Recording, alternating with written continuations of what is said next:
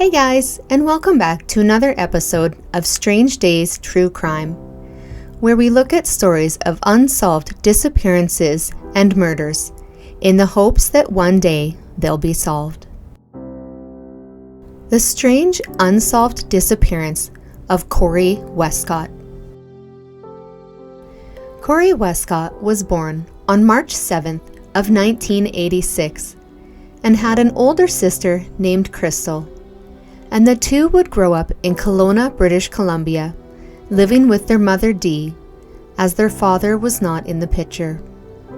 Cory was said to be a curious and active child, and around the age of 12, Cory began to lift weights as he was a smaller child who was bullied at school.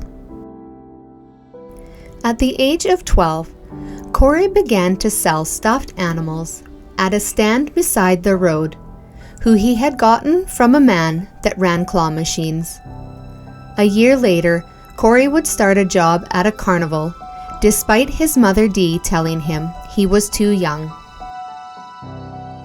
Dee said that Cory was always busy taking things apart and putting them back together, or inventing something, and at one point went to theater school for a brief time. This would lead Cory to having a variety of jobs as he got older, including construction, bouncer, oil field worker, jewelry maker, bartender, and even worked at a sawmill. Cory would begin to struggle with addiction when he was older, and Dee believes the addiction began when Cory had dental surgery and was prescribed painkillers. In 2013, Cory's father reached out to him, asking Cory to come see him to make amends with him as he was dying, but Cory didn't go. As an adult, Cory spent time in Vancouver, and in 2019, Cory would move to Nelson, British Columbia, and was trying hard to get clean by attending rehab, trying various counseling, and going to church.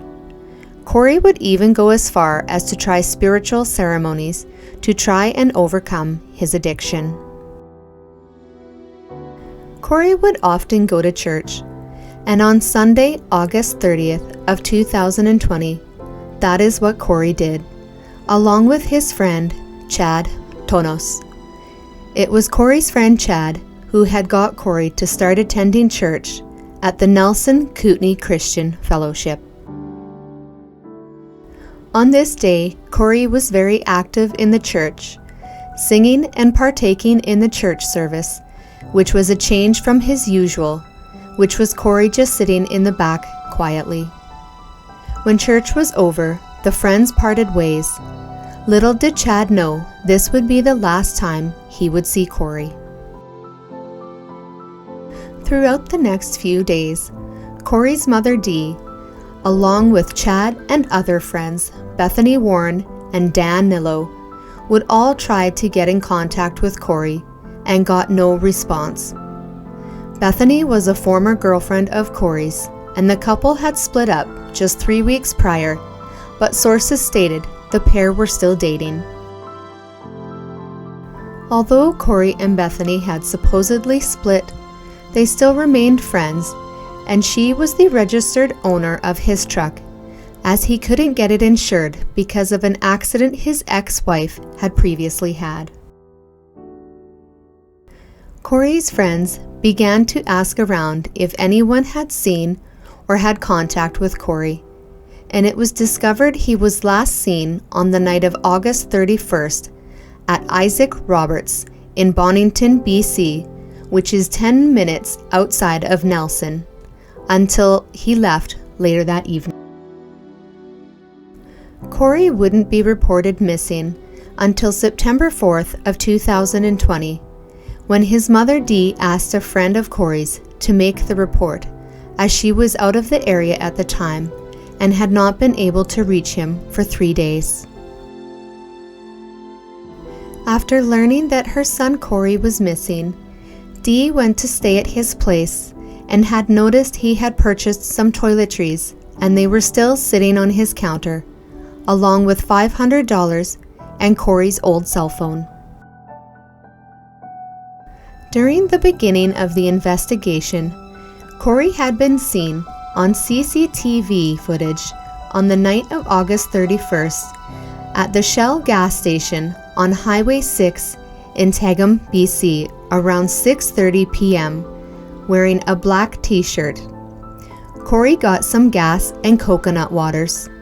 The truck had a sensor issue, and Cory was also seen fixing the truck.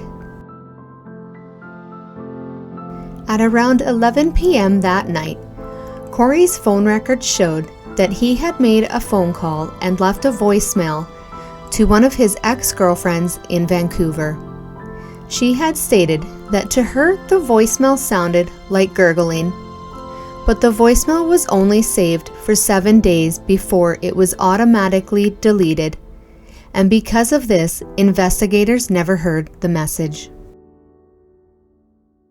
A few days after Cory was reported missing, on September 7th, police contacted Bethany stating that they had found the truck, which was a 2007 gray Toyota Tundra, and it appeared it had been abandoned on Rover Creek Road, which is near the Kootenay Canal. The area is surrounded by thick trees, and there are no lights in the area. Police believed the truck had been there for approximately 1 week, based on the amount of dust on the truck, which meant the truck had been parked there since about the 1st of September. The keys to the truck were still inside and in the ignition. Bethany and Dan would head to the scene of the truck, and when she arrived, officers handed her the keys, but never questioned her about Cory. Police would bring in divers to search the canal and use helicopters to search the area over the next few days, but Cory was not found. Once Bethany had the truck, she stated she needed to look the person in the eye who she had known to be the last one to see Cory, which was Isaac Roberts. Isaac operated an official cannabis farm on his property, and due to this, Isaac had several surveillance cameras on his property. Isaac had stated that he knew nothing of Cory's disappearance, and that on that night, Cory seemed happy when he left, sometime between midnight and 1 a.m., when Isaac had asked him to leave, as he had to work the next morning on his cannabis farm. Sources stated that there were anywhere from 2 to 6 other people present the night that Cory was at Isaac's, and when investigators asked for the surveillance footage from Isaac's home, he stated that none of the cameras were working during that time. Isaac was also going to take a polygraph test, but never showed up. Isaac would later be found dead in 2021, and his death was ruled non-suspicious, and sources have stated that he committed suicide a little over a year after Cory's disappearance, when the police started to excavate his property. When Bethany was asked why she had taken the truck to Isaac's, she said it was the closest place that she knew, as she didn't feel comfortable driving the truck back to Nelson due to the sensor issue. Cory's family and friends would hold a small vigil for Cory on the banks of the canal, and police would later talk with Bethany about Cory, which turned up no leads, as she stated she had not seen him in several weeks, and the search of the canal never turned up any leads. On September 9th, a friend of Isaac's named Mike went to the building where Cory lived, inquiring if that apartment was for rent. But at this time, Cory's disappearance had not been in the news. Mike was given the landlord's information and would leave a message. He would then return a second time to ask about the apartment. This time, he asked if Cory's apartment was for rent. On September 25th, Dee would get possession of the truck, and she would park it at her brother's home for about a month before a new investigator would do forensic testing on the truck. The investigator also contacted Cory's cell phone provider, asking for phone records and information on locations where Cory's phone last pinged. Neither Cory's cell phone or his satchel, which contained his ID, were ever found. Some believed that Bethany may have had something to do with Cory's disappearance or knew something, and would post things on social media, even going as far as to call her a murderer.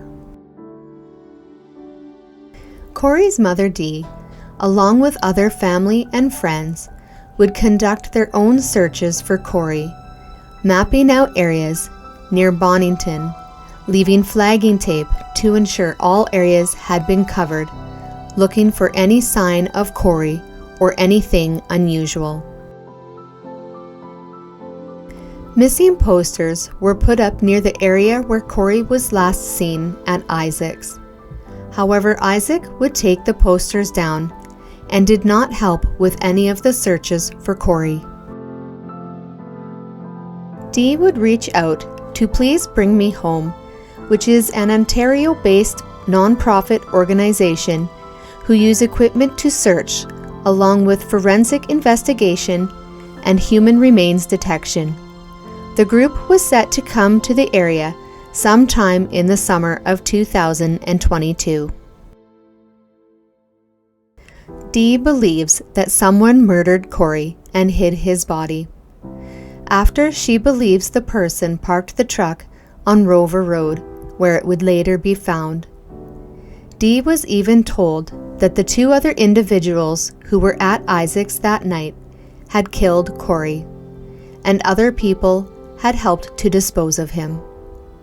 Though she is not aware of anyone who wanted to harm Cory, she still finds it hard to believe that Cory simply vanished. Cory was described by family and friends as being kind and generous, and would hand out sandwiches to homeless, and was funny and likable.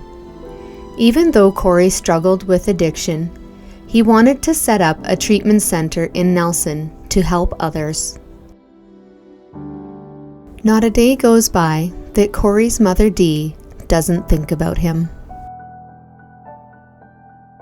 At the time of Cory's disappearance, he was 34 years old, and police say he was last heard from on the morning of September 1st, 2020. Cory is described as being 5 foot 10 inches tall, weighing around 190 pounds with a muscular build, blonde hair, and hazel eyes. At the time of his disappearance, his head was shaved, and Cory has multiple tattoos covering his body, including 2 teardrops under his right eye, an anchor under his left eye, a cross on his neck, and Buddha on his back. Cory also has a gold crown on his upper left front tooth. Police are asking for any information on Cory's movements before he disappeared. Cory's case is still open and active.